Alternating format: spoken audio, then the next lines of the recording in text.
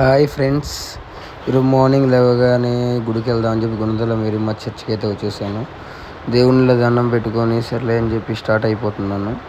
ఎందుకు నేను ఇప్పుడు ఈ బ్లాగ్ చేస్తున్నానంటే అసలు నేను యూట్యూబ్ ఛానల్ ఎందుకు పెట్టాలి అని అనుకున్నాను అన్న విషయాన్ని ఈరోజు మీతో నేను షేర్ చేసుకోవాలనుకుంటున్నాను.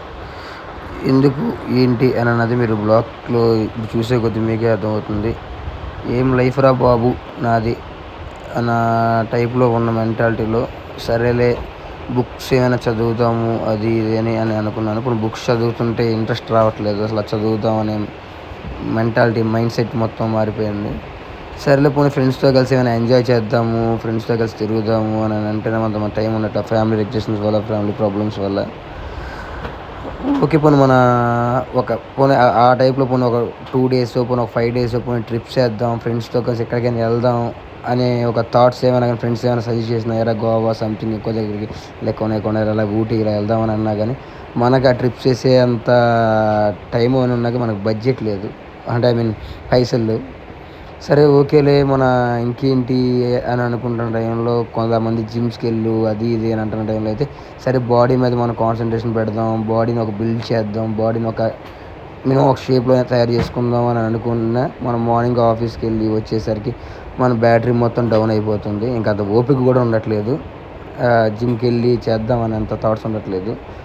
సరేలే పోనీ ఈవినింగ్ వచ్చేసాక అయినా కానీ ఇంకేంటి టైం అనుకుని పోనీ ఏదైనా అమ్మాయిగా పులిహార కలుపుదాం, లేకపోతే మాట్లాడదాం, ఏదైనా చాట్ చేద్దాం అని అనుకుంటే మన లైఫ్లో ఏ అమ్మాయి లేదు. పోనీ అలాంటి టాపిక్ మనం చాట్ చేయడానికి, మాట్లాడడానికి, మినిమం ఏదైనా పులిహార కలపడానికి. పోనీ అంతనే కాదు పోనీ రిలేటివ్స్లో పోనీ మనకి వరస అయ్యే అమ్మాయి పోనీ మినిమం మన బావ అనే పిల్లలకి ఒక మరదలు కూడా లేదు. పోనీ అమ్మాయితో మాట్లాడదామని అన్నా ఇంకా ఆ విధంగా కూడా అది కూడా మనకు కనపడలేదు. సరే దీన్నమ్మ టోటల్గా లైఫ్లో మనకున్నది దరిద్రం ఇంకేం ఉండదురా అని అనుకుంటున్న టైంలో ఇంకేం చేద్దాం ఏంటి అని అనుకుంటున్నా. వీక్స్ అయిపోతున్నాయి, డేస్ అయిపోతున్నాయి, మంత్స్ అయిపోతున్నాయి, ఇయర్స్.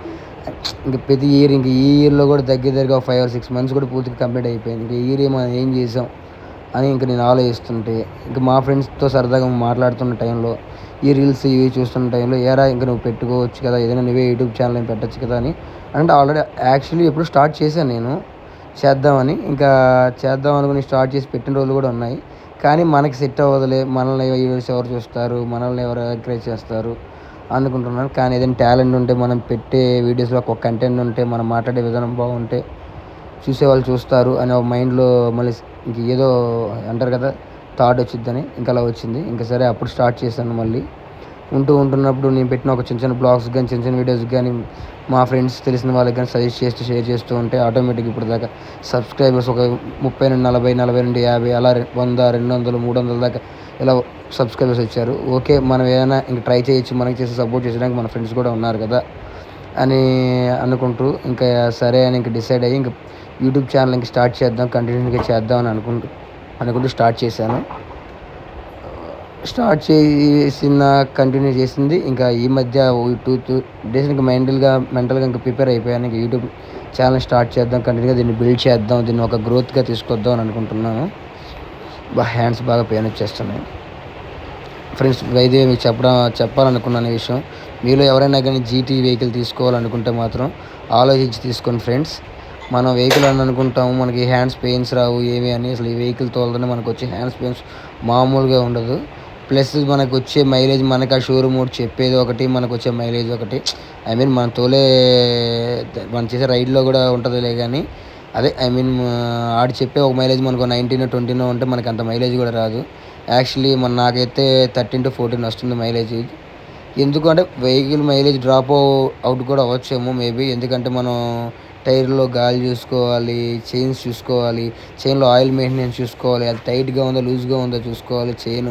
ఇలా అన్నీ మనం చూసుకొని బండి తోలుతాయి. కానీ ప్లస్ మనకి లోకల్లో ఒకలా వస్తుంది, హైవేలో ఒకలా వస్తుంది. ఆ విధంగా వేసుకుంటూ ఏం మబ్బు బాగా పడుతున్నట్టుంది, మనకి వర్షం పడేటట్టుంది ఫ్రెండ్స్. బాగా మబ్బు పడుతుంది ప్రజెంట్. మా మేనల్లుడికి మెక్డొనాల్డ్స్కి తీసుకొచ్చాను. ఇందులో మీతో మాట్లాడబడుతూ ఆ మెక్డొనాల్డ్స్ కూడా దాటేసి మొత్తం వర్క్ ఏదో జరుగుతున్నట్టుంది. అందుకే నేను సరేలే ఇంకా ఇటువైపు వచ్చాను. సరే ఆటోనగర్ లోపల మిల్క్ షేక్స్ అయినా తాగిపిద్దామని తీసుకొచ్చాను ఆయన్ని. బాగా ఓకే ఫ్రెండ్స్ వచ్చేసింది. ఫుల్గా రైన్ మామూలుగా లేదు, బాగా ఉరుముతుంది. మొత్తం ఫుల్గా మబ్బు పట్టేసింది. మేబీ వర్షం పడిపోవచ్చు. ఇంకా 1 to 2 మినిట్స్లో స్టార్ట్ అయిపోతుంది. వెహికల్ ఆపాలి. వెహికల్ ఆపకపోతే ఫుల్గా తడిచిపోతాము. అసలుకే మా వాడికి ఫుల్గా 2-3 డేస్ ఫుల్గా జలుబు. మళ్ళీ ఇప్పుడు తడిచిందాక మా అక్క నన్ను కుమ్మేసిద్ది. వాడిని ఎందుకు ఇలా తీసుకెళ్ళి తడిపేశాను అని చెప్పి. ప్లీజ్ ఫ్రెండ్స్, నా ఛానల్ మీరు సబ్స్క్రైబ్ చేస్తారనుకుంటున్నాను. నాకు సపోర్ట్ చేస్తారనుకుంటున్నారు. మీరు సపోర్ట్ చేసి సబ్స్క్రైబ్ చేసుకుంటే నేను ఇంకా మంచి మంచి వీడియోస్ తీస్తాను. ప్లీజ్ నాకు సపోర్ట్ చేయండి. నా ఛానల్ సబ్స్క్రైబ్ చేసుకోండి. Bye friends.